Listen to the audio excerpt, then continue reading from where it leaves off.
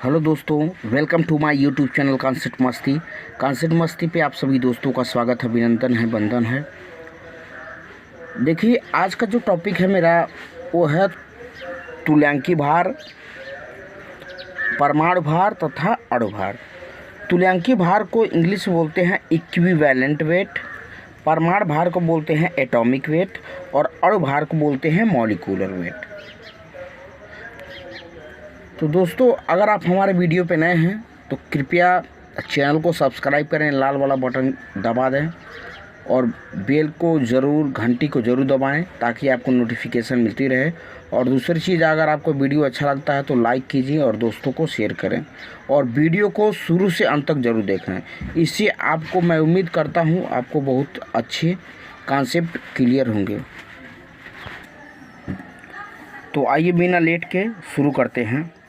देखिए, तुल्यांकी भार का जो हमने डिफिनीशन जो होता है तुल्यांकी भार का यानी इक्विवेलेंट वेट का, उसको देखिए क्या कहते हैं।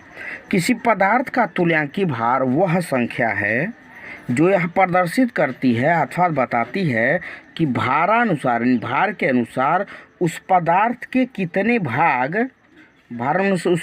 कितने भाग ऑक्सीजन के 8 भागों या हाइड्रोजन के 1.008 भाग या क्लोरीन के 35.5 भागों से संयोग करते हैं या उन्हें विस्थापित करते हैं।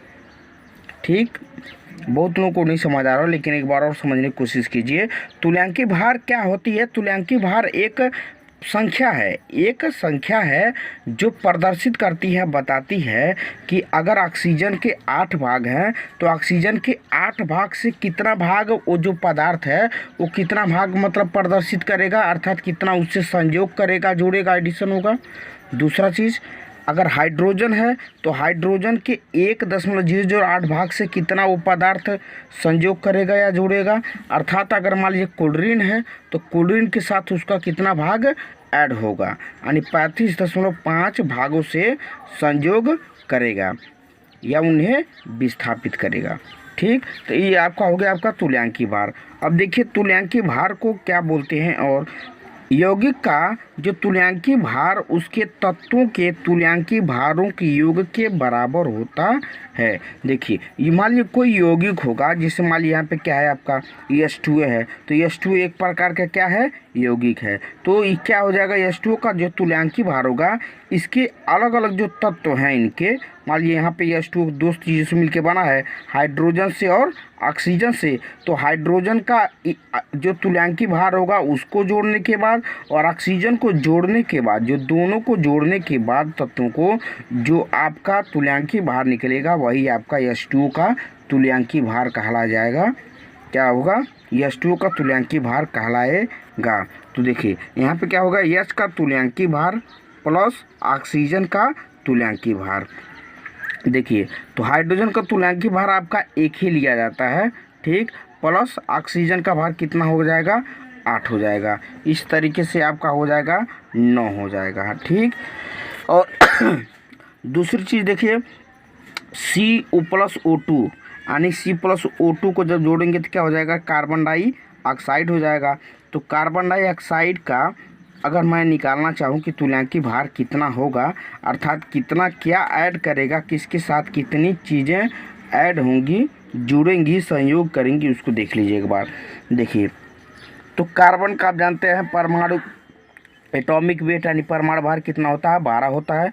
और ऑक्सीजन का आप जानते करते हैं 16 होता है, लेकिन 2 है, O2 है, तो 2 का गुणा कर देंगे तो 16 दूनी 32 हो जाएगा आपका। तो अगर 12 ग्राम कार्बन है तो 12 ग्राम कार्बन ऑक्सीजन के साथ कितने जुड़ रहा है, 32 जुड़ रहा है। तो कार्बन डाइऑक्साइड के साथ कितना जुड़ेगा, ठीक है, अथवा कार्बन के साथ कितना जुड़ेगा उसको देख लीजिए। चूँकि 12 ग्राम कार्बन संयोग करता है तो 12 ग्राम संयोग किससे करता है, 32 ग्राम ऑक्सीजन से। 32 ग्राम ऑक्सीजन से संयोग कर रहा है, जुड़ रहा है। ठीक, अर्थात 32 ग्राम ऑक्सीजन से संयोग करती है 12 ग्राम कार्बन अतः 8 ग्राम। अगर ऑक्सीजन को हम सिर्फ ऑक्सीजन के लिए कि हाँ इतना देखिए, यहाँ पे ऑक्सीजन का भार कितना आपका लिया गया है, तुल्यांकी भार 8 लिया गया है, इसलिए यहाँ पे ऑक्सीजन को 8 से हम डिनोट कर रहे हैं, प्रदर्शित कर रहे हैं। अतः 8 ग्राम ऑक्सीजन से संयोग करेगी तो देखिए जो 12 है और यहाँ 32 है ना, तो 1 ग्राम बनाने के लिए 12 बटे यहाँ पे 32 कर देंगे, और 8 का जब यहाँ गुणा करेंगे तो 8 का भी यहाँ पे गुणा करना पड़ेगा। बात समझ रहे हो ना। देखिए 32 ग्राम ऑक्सीजन से संयोग करती है 12 ग्राम, इसलिए 1 ग्राम ऑक्सीजन से संयोग करेगी 12 बटे 32 है, जो 32 रहेगा इसके नीचे चला जाएगा तो 12 बटे 32 हो जाएगा। और 8 ग्राम से संयोग करेगी तो 8 का जब यहाँ पे गुणा कर रहे हैं ना, तो 8 का यहाँ पे आपको गुणा करना पड़ेगा, तो 12 बटे 32 गुणे 8 ग्राम कार्बन, अर्थात तो जब करेंगे तो 12 8 96 हो जाएगा, अब 32 चौके 32 तिहाई 96 हो जाएगा, यानी 3 ग्राम कार्बन हो जाएगा। अतः परिभाषा के अनुसार सी का तुल्यांकीय भार कितना हो जाएगा, 3 हो जाएगा, 3 ग्राम। सी का तुल्यांकीय भार कितना हो जाएगा, 3 ग्राम हो जाएगा। ठीक, और उसके बाद से देखिए देखिए मैग्नीशियम प्लस क्लोरीन दोनों को जब आप ऐड कराएंगे यानी कि रिएक्शन कराएंगे तो क्या बनेगा आपका, क्या बनता है, मैग्नीशियम क्लोराइड बनता है, EmGCl2 बनता है। क्या बनता है, EmGCl2 बनता है। तो मैग्नीशियम का जन्म करता है, परमाणु क्रमांक 12 होता है, तो इसका 2 गुना लगभग जो होता है वही आपका एटॉमिक वेट होता है, अर्थात मॉलिक्यूलर वेट होता है, तो 24 हो गया। और क्लोरीन का जन्म करता कितना होता है, 35.51 का होता है, तो 2 है यहाँ पे, 2 क्लोरीन के अणु हैं, मतलब एलिमेंट है, तत्व हैं, तो कितने हो जाएंगे, 35.5 गुणे 2 कर देंगे तो 71 हो जाएगा आपका।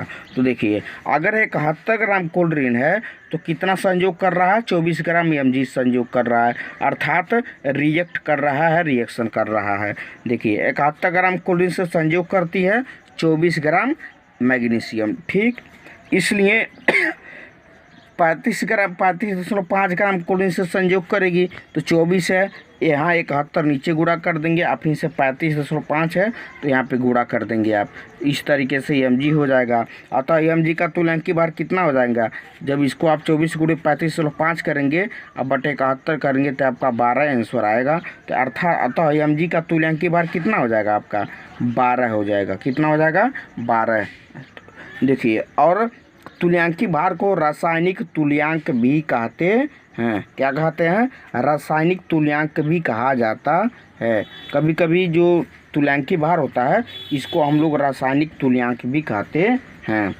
देखिए और एक इम्पॉर्टेंट सवाल यहाँ पे, एक इम्पॉर्टेंट फार्मूला जो है, फार्मूला सूत्र बोलिए इसको, जो काफ़ी लाभदायक है, फ़ायदेमंद है, इसको जानना बहुत ज़रूरी है आपके लिए। तो देखिए परमाणु भार हो, परमाणु भार को आप बोलते हैं एटॉमिक वेट, तुल्यांकीय भार इक्विवेलेंट वेट, और संयोजकता में संबंध, संयोजकता में संबंध। तो संयोजकता को आप जानबे करते हैं, वैलेंसी बोलते हैं कि किसी इलेक्ट्रॉन का किसी तत्व द्वारा इलेक्ट्रॉन को ग्रहण या त्यागने की जो क्षमता होती है, कैपेसिटी होती है, वही आपकी संयोजकता कहलाती है। तो किसी कोई यौगिक है, कंपाउंड है, तो उसके द्वारा कितनी इलेक्ट्रॉन त्याग रहा है अथवा कितना ग्रहण कर रहा है वही क्या कहलाती है, कैपेसिटी अथवा उसकी क्षमता जो होती है वही दिखाई जाती है।